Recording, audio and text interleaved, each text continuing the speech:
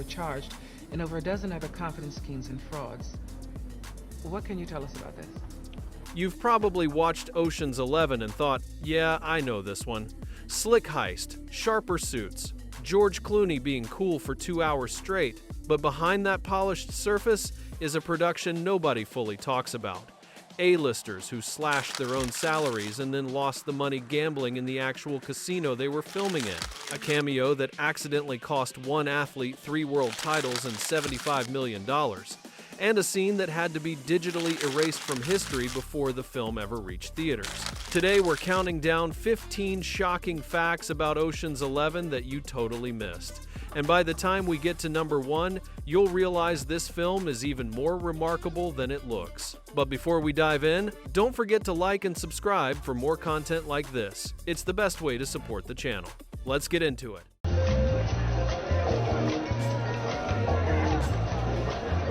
Chips, please. Number 15. With an $85 million budget, pulling together one of the most expensive ensemble casts in Hollywood history required a compromise nobody expected. George Clooney, Brad Pitt, Julia Roberts, Matt Damon, and the rest agreed to work for significantly below their standard rates just to get the film made. Julia Roberts, who typically commanded $20 million per picture, accepted a fraction of that. Clooney and director Steven Soderbergh went even further. They co-founded their production company, Section 8, specifically around this project. Their collective gamble paid off massively. The film earned $450 million worldwide, turning those reduced paychecks into the best investment any of them ever made. But the gambling metaphor was more literal than anyone planned. During production at the Bellagio, George Clooney reportedly lost 25 blackjack hands in a row and had a personal keg of Guinness installed in his hotel room to cope. Matt Damon reportedly had considerably better luck at the tables. My wife left me. I was upset. I got into a self-destructive pattern. Number 14. Don Cheadle played Basher Tarr, the explosives expert, with a Cockney accent that Cheadle himself later admitted was genuinely awful. But if you look at the film's credits, his name is nowhere to be found. He had it removed himself. In his own words, there was something that happened behind the scenes that he didn't like how it went down, so he simply said take his name off it. The reported conflict was over billing. Cheadle wanted his name positioned alongside Clooney, Pitt, and Damon in the opening credits. When that didn't happen, he chose total removal over a less. George Clooney, Brad Pitt, Julia Roberts, Matt Damon, and the rest agreed to work for significantly below their standard rates just to get the film made. Julia Roberts, who typically commanded $20 million per picture, accepted a fraction of that. British friends nearly had him fired from his own career for it. Gonna tell me, or should I just say no and get it over with? So you're the best there is. You're in Cooperstown. Number 13. Brad Pitt decided early in preparation that his character Rusty Ryan would eat constantly throughout the film. The logic was simple. An actually sound man running a high-stakes con wouldn't have time for proper meals, so he'd snack whenever the opportunity appeared. Soderbergh loved the idea and worked food into Rusty's scenes throughout the production. Then came the shrimp cocktail scene. Rusty is watching Tess walk down the stairs, eating as he observes. Soderbergh wanted the shot perfect and kept resetting the take. Pitt kept eating between every reset, not faking it, not using a spit bucket, just actually eating. By the time Soderbergh was satisfied, Pitt had consumed 40 shrimp in a single session. The consequences were immediate and predictable. He got genuinely sick. The snacking habit became a defining character trait across all 3 Ocean's films. It started as an actor's instinct and ended as a franchise signature. 18 months. You know how Lindley over there work with him at all?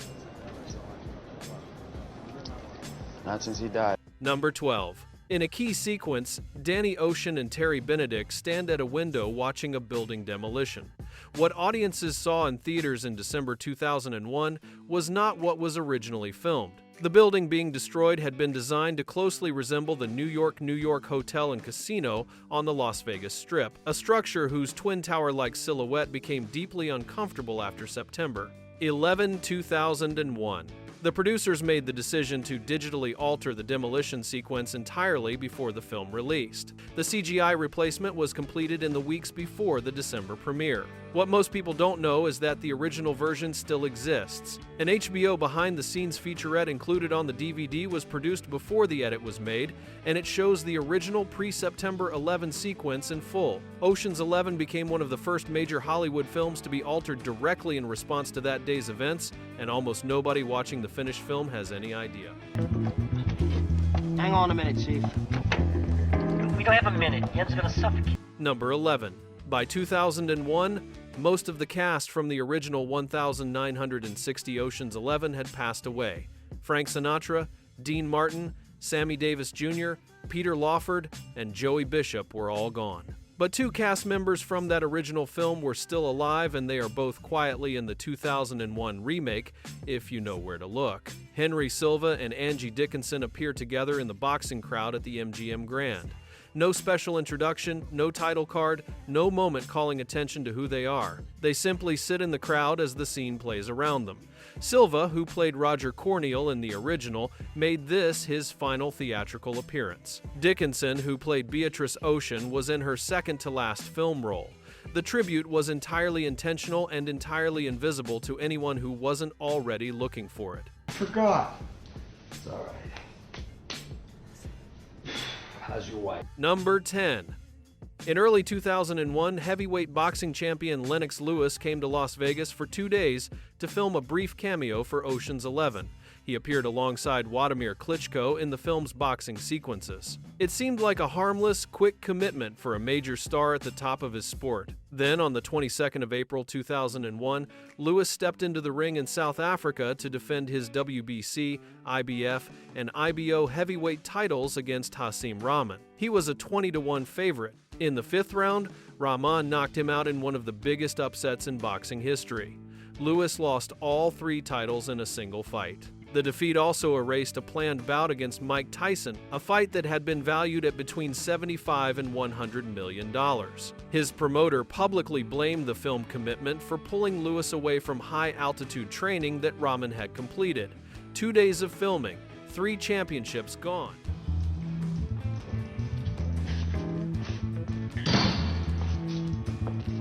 Number 9.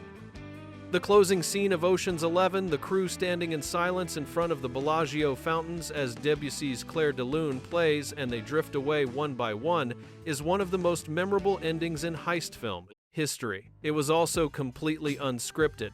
Soderbergh told the actors to leave when it felt right.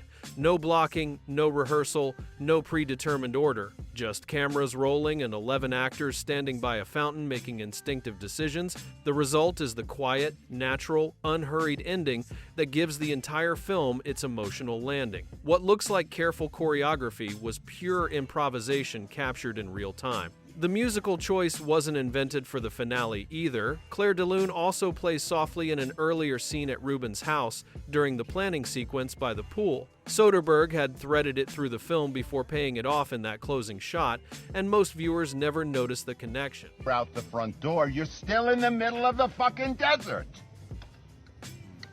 You're right. Number 8. Mark Wahlberg was the original choice to play Linus Caldwell, the role Matt Damon ultimately made iconic. Wahlberg left the project to star in Tim Burton's Planet of the Apes. The Wilson brothers, Owen and Luke, were in active discussions to play the Malloy twins, Turk and Virgil, before departing to make the Royal Tenenbaums with Wes Anderson. Their exits opened the door for Scott Conn and Casey Affleck. The list of names considered before the final cast locked is extraordinary. Johnny Depp, Mike Myers, Bruce Willis, and Ewan McGregor were all in conversations at various stages. The film that audiences know as a perfectly assembled ensemble was, behind the scenes, a casting puzzle that came together through a chain of departures, replacements, and last-minute decisions. Pull one thread and the entire thing unravels into a completely different movie. You don't want 4. You want to fold. I want to fold? Fold. Number 7.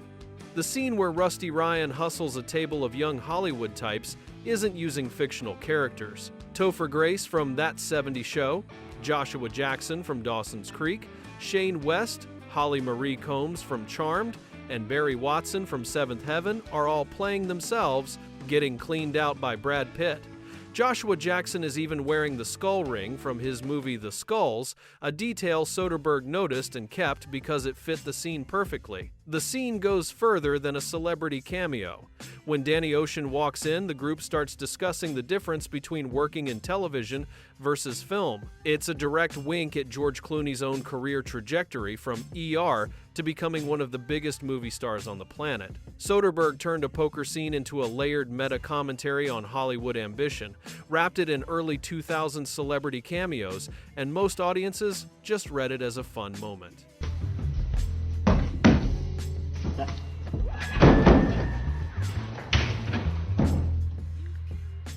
Number 6. Steven Soderbergh arrived on the set of Ocean's 11 as the reigning Academy Award winner for Best Director, having won for Traffic while simultaneously receiving a nomination for Aaron Brockovich in the same ceremony. By any reasonable measure, he was at the peak of his career and his confidence. What followed was, by his own account, the most difficult production he had ever experienced. Soderbergh has described the Ocean's trilogy, and the first film especially, as real agony. His specific challenge was this: the film needed to feel completely effortless and fun on screen while concealing the enormous difficulty of making it actually work.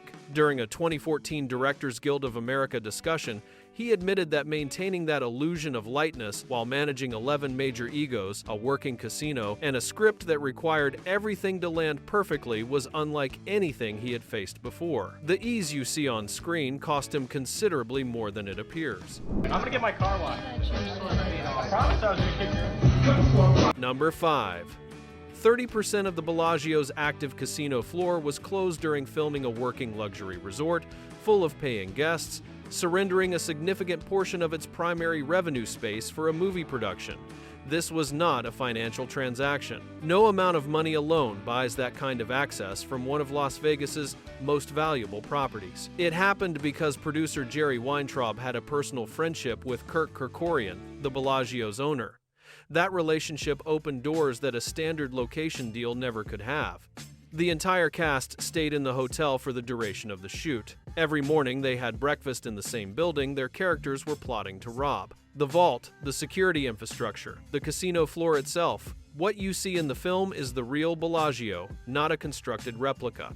That authenticity is visible in every frame, and it was made possible entirely by one personal connection. Lady who works the unmentionables counter at Macy's. I've changed. Number 4. Before Andy Garcia was cast as Terry Benedict, Bruce Willis was in serious discussions to play the role. Willis turned it down. His reason was direct. He felt the character wasn't fully developed enough on the page at that stage. It was a professional judgment call, not a scheduling conflict. Willis later admitted he regretted it. He wanted to work with Clooney and worried the opportunity wouldn't come around again. He praised Garcia's performance while acknowledging he had passed on something that turned out to be considerably more than he anticipated. 3 years later, he found his way into the franchise anyway, playing himself in Ocean's 12, appearing in a comedic sequence opposite Julia Roberts' character, pretending to be Julia Roberts. It was, by most accounts, a reasonable consolation.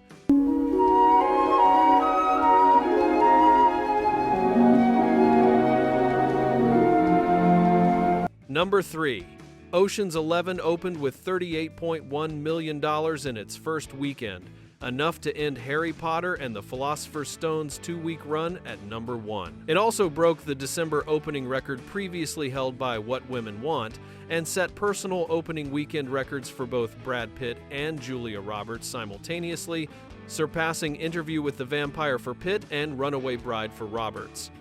The reign lasted exactly 2 weeks. The Lord of the Rings, The Fellowship of the Ring, arrived and immediately broke the record Ocean's 11 had just set. For a brief window, Clooney's heist film had stood at the summit of one of the most competitive December release periods in cinema history, knocked from the top only by the year's single most anticipated film. Finishing second to The Fellowship of the Ring in December 2001 is not something to be embarrassed about. I feel like third period French, okay? Stop talking, go! Number 2. The Malloy twins, Turk and Virgil, are named after Virgil the Turk, Sollozzo, the villain from The Godfather. Writer Ted Griffin buried the reference so quietly that almost no one watching the film ever catches it. But the connection goes significantly deeper than the names alone. Turk Malloy is played by Scott Caan, whose father is James Caan, the actor who played Sonny Corleone in The Godfather. Andy Garcia, who plays villain Terry Benedict in this film, played Vincent Mancini in The Godfather Part 3. The film's closest thing to a tribute to one of cinema's most celebrated crime stories involves a hidden name reference, the son of a Corleone and a Godfather villain all sharing the same frame, and the connection was never announced, never explained, and exists entirely for the people already paying close enough attention to find it. The elevator shaft is rigged with motion detectors. Meaning if we were to manually override the lift, the shaft's exit would lock down automatically. Number 1. In 2021, the Writers Guild of America ranked Ted Griffin's screenplay for Ocean's 11 as the 75th greatest screenplay of the 21st century out of 101 total selections. For a heist comedy with no serious dramatic ambitions, no political message, and no Oscar campaigns, that is a remarkable distinction.